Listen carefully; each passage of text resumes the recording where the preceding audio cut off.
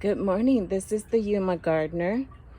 This is my first walkabout for the new year. It is January the 17th, and we have been having nothing but windy weather all throughout January, a lot of rain, which we can't really complain about because we need the rain. But it has been pretty gloomy. So this is my first walkabout this year. And so let's just take a look and see what's going on in the garden. Well, this is new.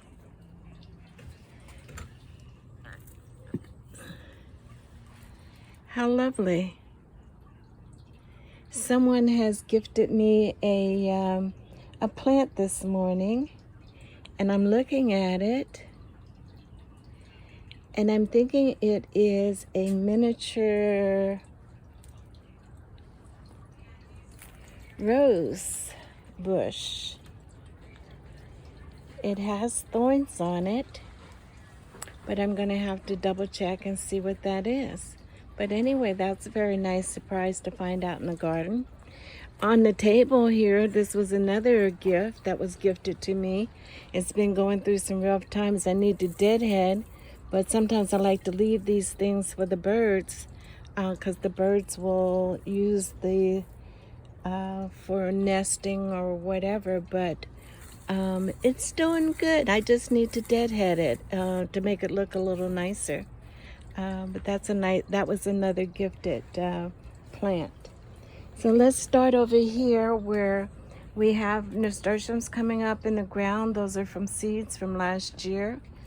I planted nasturtiums in the yellow planter. This is my firecracker, and it just doesn't change. It is the same. It almost died during the summer, but it survived the summer heat, and it just stays the same. Okay, this is a gift. Good morning. This is a gifted plant, and it's actually for the garden club, and that is a yellow bell. I finally planted this little teeny tree. It is a lysoloma tree, and I didn't want to put it in a small container and then have to transplant, so I went ahead and I transplanted it into it's a 13-gallon trash can that I repurposed into a planter, because a 13-gallon planter would cost an arm and a leg. The trash can was $10, which to me is a lot of money for a trash can. But I put holes in the bottom of it for drainage, and it has a 5 rating on it, and so it is suitable for planting in. This is my Mexican petunia, and I thought I saw some blossoms on it the other day. I do. There is one blossom on here, but you know, I'm just anxious for my flowers to come out in full bloom, and hopefully with the rain it will. So on the other side of the fence here, my moringa trees, I have 3 of them, and they are deciduous trees, so they do lose their leaves, and I'm not too worried about that. And it looks like to me this one in the middle is getting some new growth on the top, so I'm not worried about the yellowing leaves on the lower branches. So in this container with this one actually is getting some new growth on the top too. You can barely see it, but I actually have a small patio tomato plant in there. This one is my Sweet 100s, and it's doing great. I actually have some blossoms on there, and that was a couple of plants that came up in this pot, and I took them out because I wanted to give one plant plenty of room. So I'm going to put those in the yard sale when we have February the 18th, I believe. So let's see. And with the taller moringa tree, I have 2 more of the small patio tomatoes, and that one actually has blooms on it.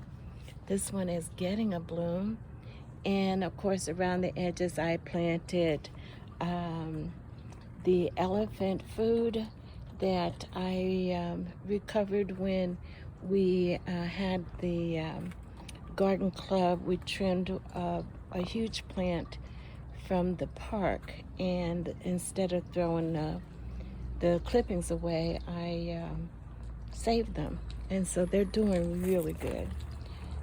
This is another Sweet 100, and I don't see any blossoms on it yet, but it's looking very healthy. And then I have another patio plant over here that has a couple of blooms on it. In front of those pots, I have the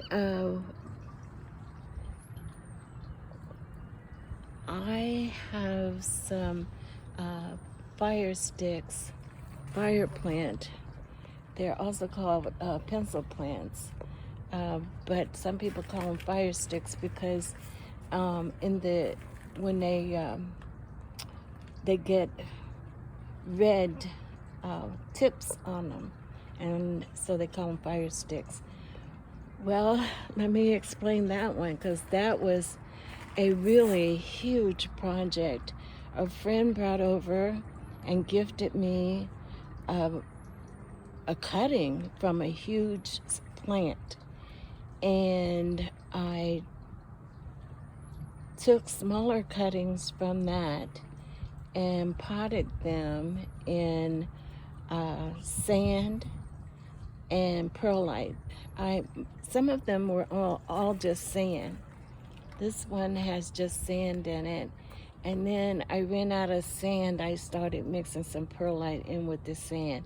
And it seems like they're doing fine.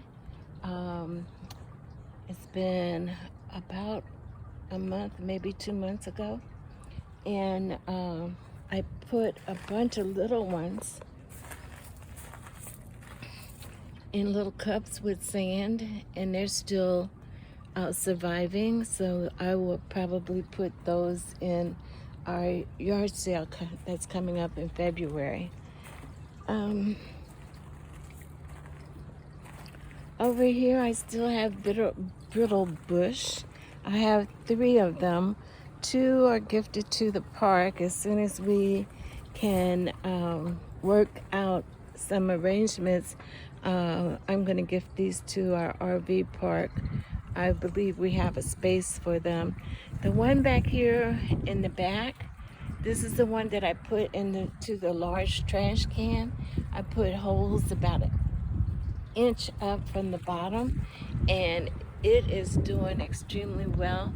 As a matter of fact, I noticed that it was getting some, I hope you can see that, blossoms on the end, so that will be blooming very soon. Okay, how do I explain this? This was another major project, and that's one of the reasons why I haven't done a walkabout lately. A friend of mine was taking out a Mexican petunia, and she was just gonna toss it in the trash. And I said, please don't do that. Bring it over and let me see what I can do. And so she showed up one day with a wheelbarrow with a very large Mexican petunia in it. And when I looked at it, I started separating. There were several plants, and I separated them out and transplanted them. Well, they were looking pretty darn droopy, and so I had to prune them. So by the time I got finished pruning them, they just looked like sticks. And I was like, oh my goodness, I think I must have killed them. So just within the last few days, I've noticed new growth coming out on my sticks that I planted in the ground. So I know there's 7. This one doesn't have anything on it, but out of the 7, I have 4 that I have noticed that have started to bloom. So this is my vinca from last summer. I'm surprised that it is still doing well. It is a heat-loving plant, and for our area, it's been a little bit chilly. It's been down in the 60s during the daytime and in the upper 30s, 40s, lower 40s at night, and it's still hanging in here with me. I have more of the nasturtiums that I planted this year from seed, and they're coming up nicely. More elephant food. I have a pot here, a new container here, and another one over here. I've got bags of soil. I want a pot that is just up close to where they're going to live, because these 13-gallon trash containers can get pretty heavy. I haven't decided yet what I'm going to put in them, but something that needs a lot of space for their roots will be going into those 2 containers. More elephant food, and I'm sorry I'm shooting into the sun, but I'm very happy to have some sun to shoot into. So right here we have my 4 yellow bells, and they are doing great. This one is really, looks like the strongest one. It's got the straightest trunk. This one is pretty good. They're thickening up at the trunk. And this one, of course, is a little bit curved, but that's okay. It's doing great. Now, this one had blooms on it, but I took the blooms off because I wanted it to concentrate itself on growing and not on blossoming. So it's not been quite a year yet when I started these. It's getting close. Well, I don't know what to say about those seeds that I got for the Apache Sunset, because they haven't done anything, and I doubt at this point they're going to do anything. Over here, this is another one of the Mexican petunias that I saw that it has new growth on it. So I'm pretty darn excited about that. This is a small yellow bell that was gifted to the garden club. It's a little too small to put out just yet. I'd like to see it get a little bit bigger. This Mexican petunia, this was one that was the gifted, and I was able to, when I repotted this one, I was able to keep a couple of green leaves on it, so I was pretty sure this one was gonna make it, and it seems like it's doing very well. This is my purple heart, and looks like some nasturtium seeds got in there, but that's okay. They're doing all right. Oh, my Cape honeysuckle has blossoms. Look at these blossoms. Look at that. Isn't that beautiful? Oh my goodness. Oh, the hummingbirds will love, love, love this. Look at that. That is just beautiful.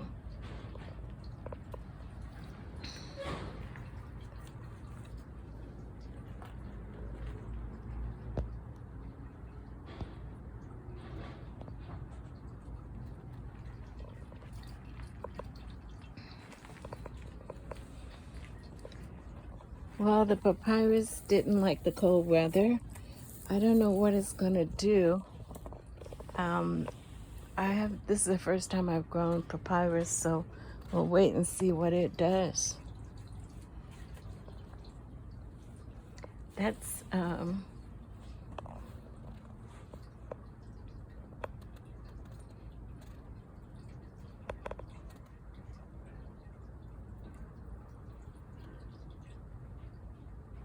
wow, that totally escaped my brain. Another small purple heart.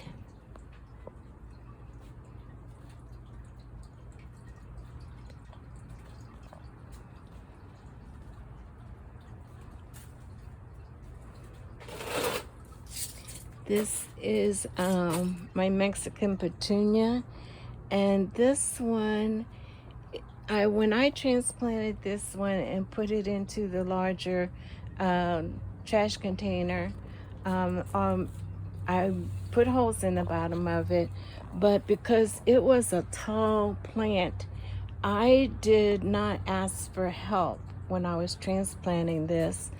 And this is a lesson to me that sometimes I can't do everything by myself. And so I needed to ask for help, because what happened was when I transplanted this, I broke half the root ball off. And this has been really struggling to recover from transplant shock. And it was my fault, and I am so sorry that I did that to this plant. But when I look at it now, it does look to me like it is surviving, and it will recover from the shock that I caused it. Over here in the garden area, I'm really debating. I've got a lot of basil, more basil than I can use.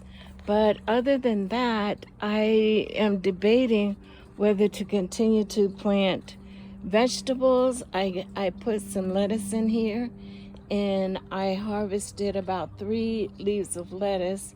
Looks like I could harvest a couple of leaves of lettuce, but that's not enough for a salad.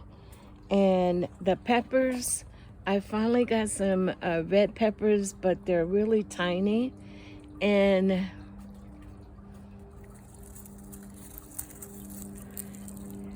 this is the size of the peppers that I've been getting. There's a couple here that are a little bit bigger, but the struggle of trying to keep these things going and keeping them alive during the summer in order to get, a handful of peppers, I'm not sure it's worth it. Now, tomatoes, I think I will continue to grow tomatoes. This volunteer tomato came up last fall, and I transplanted it, put it in this pot.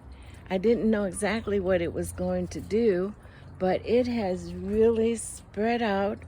It is growing and producing, and I have more tomatoes to bring in. And right now, that's enough on there for a nice little topping for a salad. So there's nothing growing in this pot here, and I don't have anything growing in this pot. I'm really debating what to put in there. I have the elephant food sitting on top of one of these little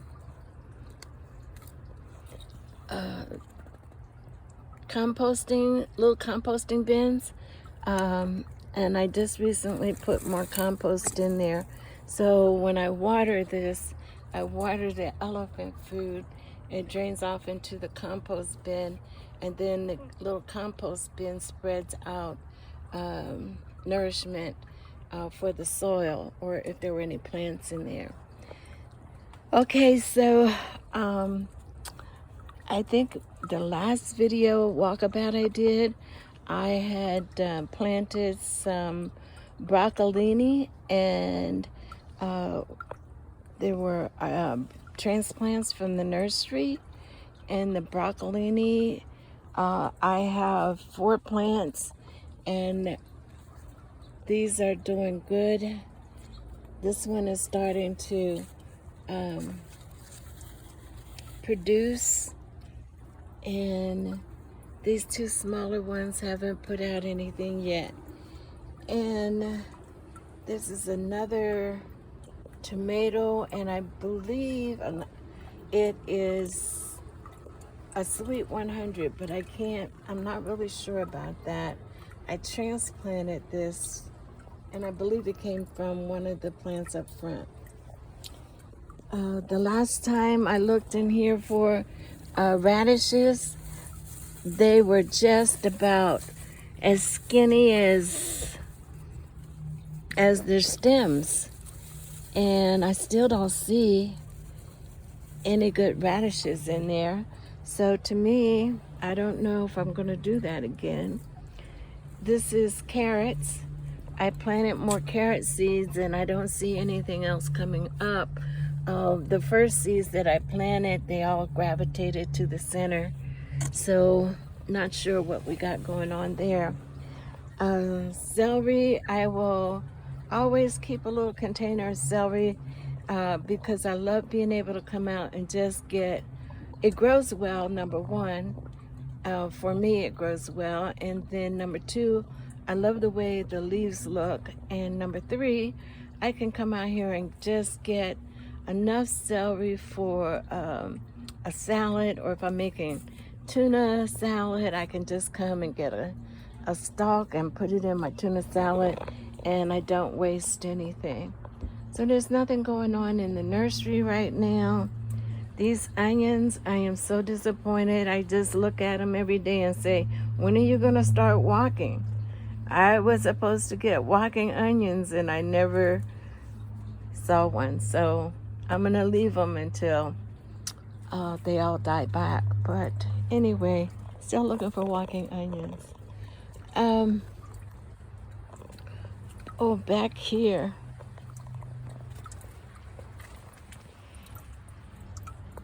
This is the tuberosa, my yellow tuberosa. I really wished I had planted it up in the front because the hummingbirds just love this tuberosa, but I don't get to see them very often.